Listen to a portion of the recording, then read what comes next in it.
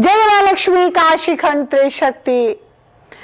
मैं तृप्ति श्री महालक्ष्मी वेदी के चैनल माध्यम से आप सबके सामने एक बार फिर अपने इस साप्ताहिक कार्यक्रम में, जैसा कि मैंने पूर्व में भी आपसे चर्चा की थी कि मैं अपने आगे आने वाले एपिसोड में ग्रहों के आधार पर अलग अलग ग्रहों के आधार पर एक एक एपिसोड लेकर के आऊंगी जो आप सभी के लिए सहायक होंगे।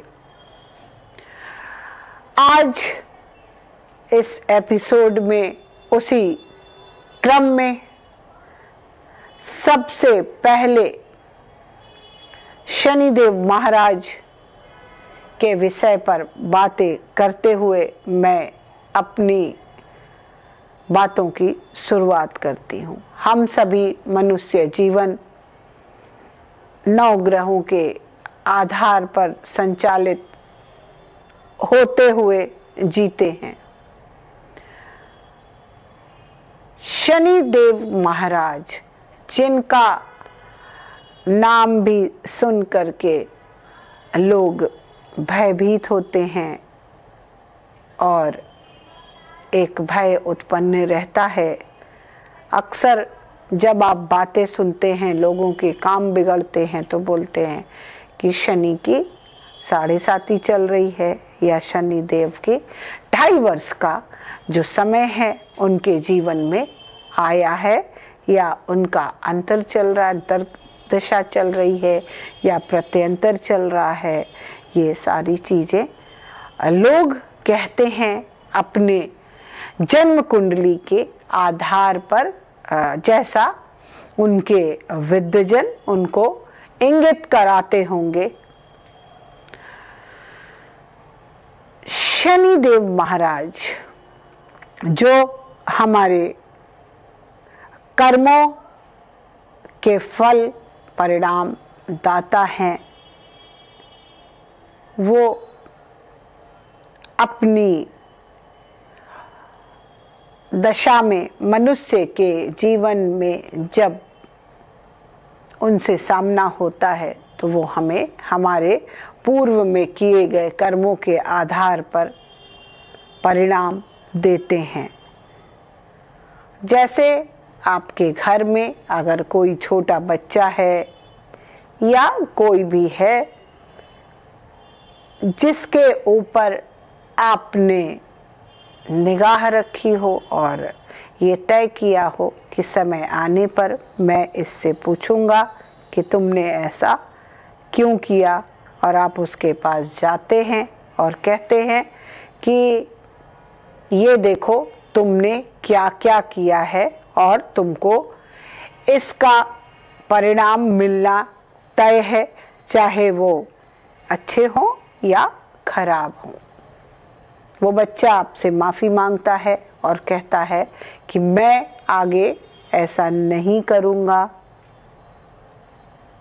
ऐसा वो आपसे वादा भी करता है और अपने आने वाले दिनों से अच्छे जीवन की शुरुआत करता है। यानी आप जैसी उम्मीद करते हैं कि वो डिसिप्लिन में रहे और वो रहने लगता है, तो आप उसके पुराने कृत्यों को भूलते हुए उस पर प्रसन्न भी होते हैं और उसको पारितोषिक भी देते हैं। हम सबका मनुष्य जीवन भी ऐसा है कि हम जब शनिदेव की दशा में यानी हमारे जीवन में उनकी दृष्टि आने पर हमारे द्वारा पूर्व में किए गए कर्मों के आधार पर हमारे जीवन में परिणाम मिलने लगते हैं और मनुष्य थोड़ा सा भयभीत होता है। अगर आप अपनी कुंडली के आधार पर जान सकने में सक्षम हैं तो आप जानते हैं कि क्या अभी कौन सी ग्रह दशा चल रही है या हमारे जीवन में क्या हो रहा है। कई लोग ऐसे हैं जिनको कि पता नहीं होता है हमारा समय क्या है और वो अपने जन्मांक कुंडली को बनवाने में असक्षम होते हैं। कुछ लक्षण ऐसे होते हैं जिससे हमको कि पता चलता है कि हम किस तरह के, हमारी ग्रह दशा क्या है और कैसे चल रहे हैं। एक अनुमान लगाया जा सकता है कि जब हमारे जीवन में हमारे काम बिगड़ने लगे, अचानक धन की क्षति होने लगे, अकारण मुकदमे में फंस जाना, अकारण आरोप लग जाना, अकारण झूठे आरोप लगना, बीमारियों से सामना होना, घर के सदस्यों में मतभेद होना, इस मतलब कुल मिलाकर थोड़ी अशांति जीवन में हो जाना। तो ऐसे समय में हमें अपने जीवन में एक डिसिप्लिन धारण कर लेना चाहिए और सजग हो जाना चाहिए कि हमें अब वो वक्त का सामना करना है या हमारा वक्त ऐसा आ गया कि हमारी मनमानी नहीं चलेगी कि हमें कैसे रहना है। अगर आप परिचित हैं तो भी ठीक, वरना इन लक्षणों के आधार पर आप ये तय कर सकते हैं कि हमें कैसे अपना जीवन डिसिप्लिन के साथ जीना है। सर्वप्रथम अपने आप को संयमित करें, नियमबद्ध करें और सात्विक करें।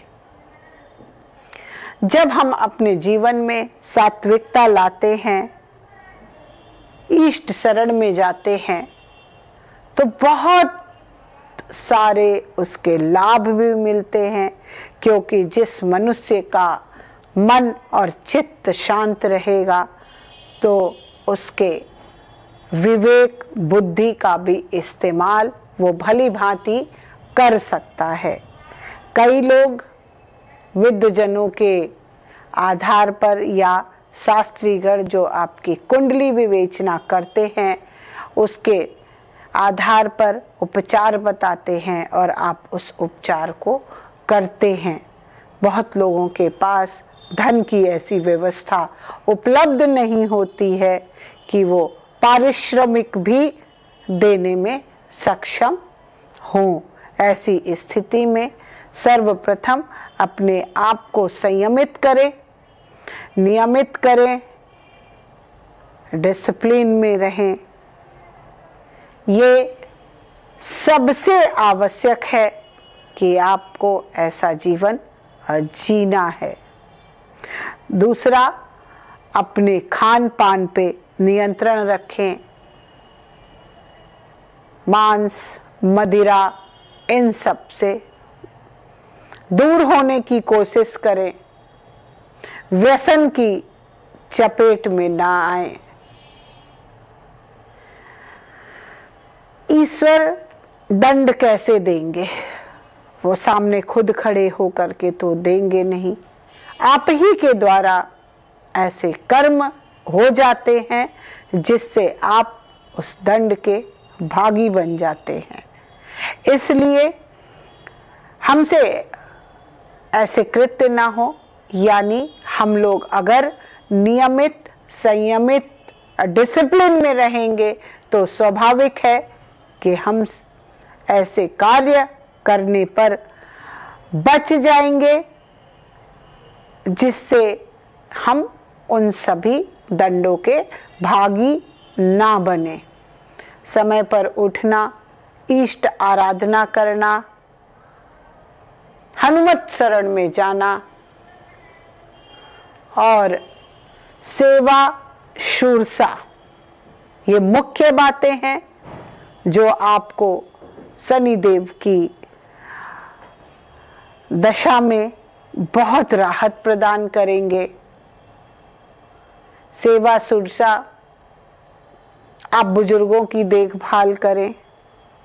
और सबसे बड़ी बात कि आपकी सेवा भाव में वो भाव होना चाहिए कि हम सभी ईश्वर की ही संतान हैं। अगर हम दूसरे के काम में आते हैं तो वो सेवा निश्चित तौर पर ईश्वर तक पहुंचती है। आप मेहनत कश लोगों की सेवा करें, यानी जैसे लेबर, मजदूर, भिक्षाटन जो करते हैं उनको, जिनकी काया दुरुस्त ना हो, यानी उनको चर्म रोग, कुष्ठ रोग हुआ हो, कुष्ठाश्रम जाकर के सेवा करें। और अपनी यथाशक्ति वस्त्रों का भी दान करें जरूरत के हिसाब से। वैसे तो लोग कहते हैं कि काले कंबल का दान करें, पर अगर अनुकूल मौसम ना हो तो कोई जरूरी नहीं है कि आप काले कंबल का ही दान करें। आप व्यक्ति की जरूरतों पर अपनी क्षमता के अनुसार वस्त्रों का भी चयन कर दान कर सकते हैं। इन सब बातों को करते हुए एक बात हमेशा, जितने भी आप कार्य करेंगे, उपचार करेंगे, अपने आप को लाभ प्रदान करने के लिए आपके मन में वो भाव जरूर होना चाहिए। और हमेशा याद रखें कि अपने उन सभी कृत्यों की माफी ईश्वर से मांगे जो आपके ज्ञान में भी ना हो और अज्ञानता वश की गई हो। ईश्वर से प्रार्थना करें कि मैं अनजान, बिल्कुल मुझे कोई ज्ञान नहीं है कि मेरे द्वारा कौन से ऐसे कर्म हुए हैं जो आज मुझे इस दंड का भागी होना पड़ रहा है। उन सभी कृत्यों के लिए, उन सभी कर्मों के लिए मैं क्षमा याचना की प्रार्थना करता हूँ। मुझे क्षमा करें और मेरा जीवन सुखमय करें। मैं प्रतिबद्ध हूँ कि अपने जो भी मुझे आयु मिली है उनमें हम ऐसा कोई भी कार्य नहीं करेंगे जो मेरे कर्म को दूषित करती हो। जब आप ये सब भावना मन में रख करके अपने जीवन को जिएंगे, आप पाएंगे कि चाहे शनि की 7.5 चल रही हो या ढैया चल रही हो या उनका जो भी दशा उनकी चल रही हो, प्रत्यंतर अंतर उसमें आप देखेंगे कि आप सहज हो रहे हैं।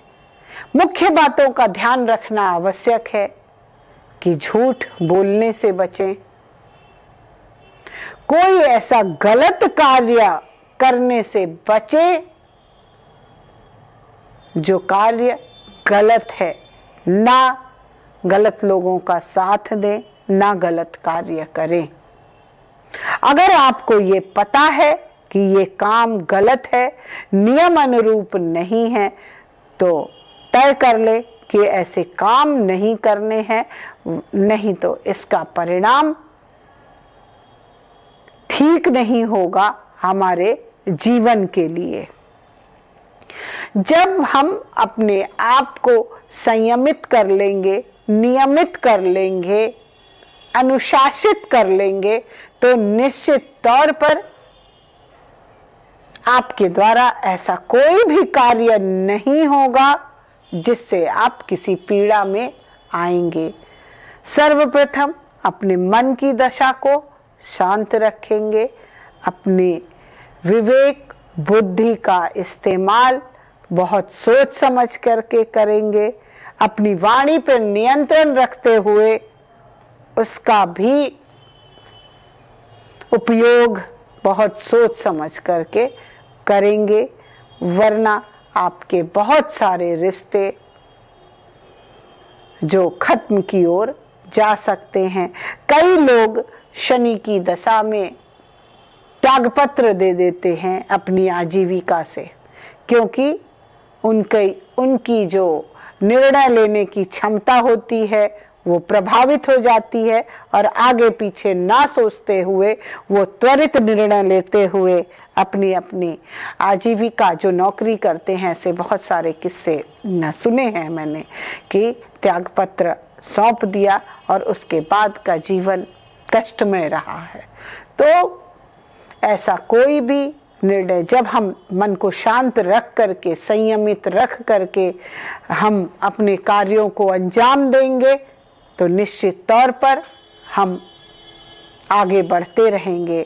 बहुत धैर्य के साथ, बहुत धीरज के साथ शनिदेव महाराज की दशा को संभालना चाहिए और उनसे प्रार्थना करनी चाहिए कि मेरे पूर्व में किए गए समस्त कर्मों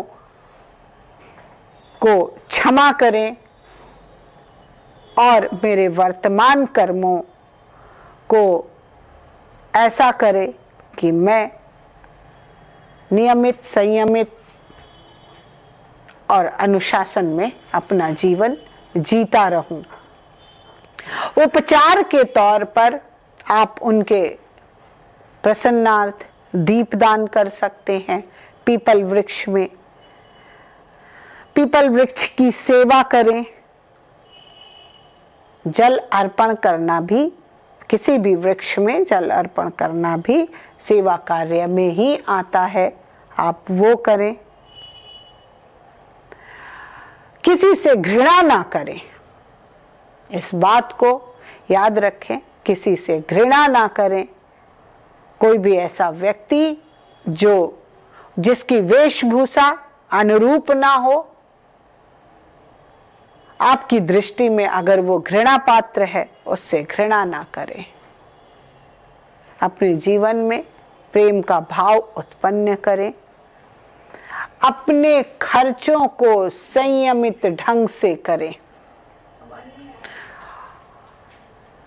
अगर आपने किसी के लिए कोई वादा किया है, जिसमें से बहुत सारे लोग ईश्वर से भी वादा कर लेते हैं, मेरा अमुक काम हो जाएगा तो मैं ये करूँगा, इसका भी ध्यान कर लें, विचार कर लें कि ऐसा कुछ तो छूट नहीं गया है।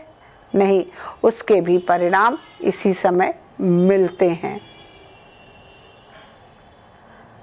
बीमारियों से बचाव होने के लिए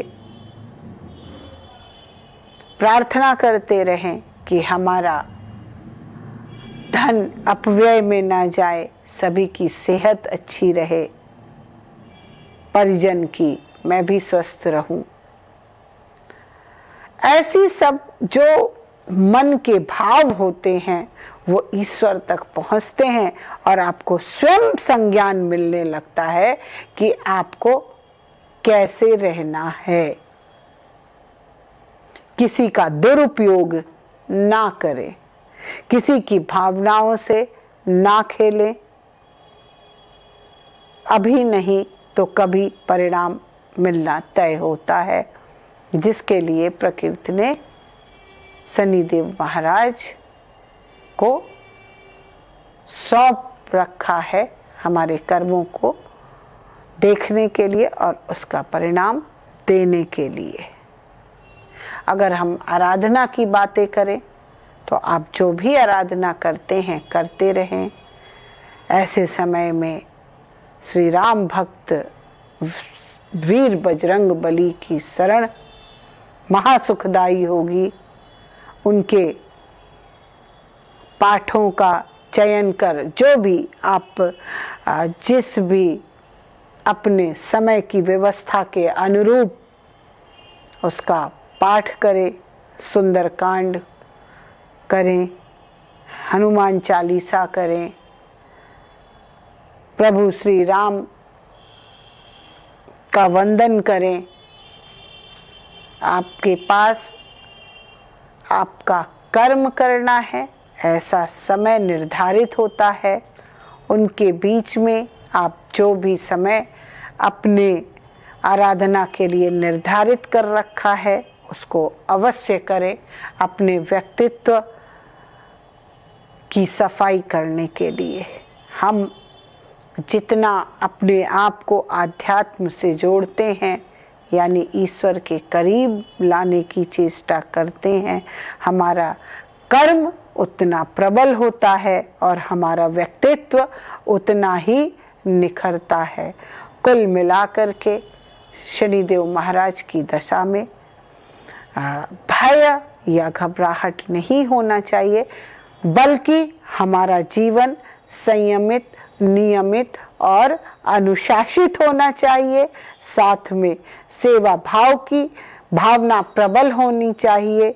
भूखों को भोजन कराने के उद्देश्य से हमें अपनी क्षमता के अनुरूप शनिवार के दिन खिचड़ी का दान करना चाहिए। बेहतर होगा कि आप अपनी ही रसोई में जितनी भी आपको शक्ति है वो करके किसी को बड़े प्यार से भोजन कराएं और फिर अपने जीवन में परिणाम देखें। शनिदेव महाराज की शुभ दृष्टि मिलेगी और आपको आपके जीवन में सफलता मिलेगी, सभी सुखों में वृद्धि होगी, ऐसा मेरा मानना है। आपको अगर ये सारी बातें पसंद आई हो, माँ के इस चैनल को सब्सक्राइब करें, श्री महालक्ष्मी वेदी लाइक करें और शेयर करें। आप सभी हमारे पिलर होते हैं कि हम अपनी बातों को आप तक रखते हैं और उम्मीद करते हैं कि शायद आपके शेयर करने पे किसी के काम आ जाएं, तो हम सबका जीवन फलित है। आप सभी के लिए बहुत बहुत मंगल कामनाएं, शुभ कामनाएं। माँ का त्रिशक्ति रूप आप सभी के लिए आशीष प्रदान करे। जय महालक्ष्मी काशीखंड त्रिशक्ति।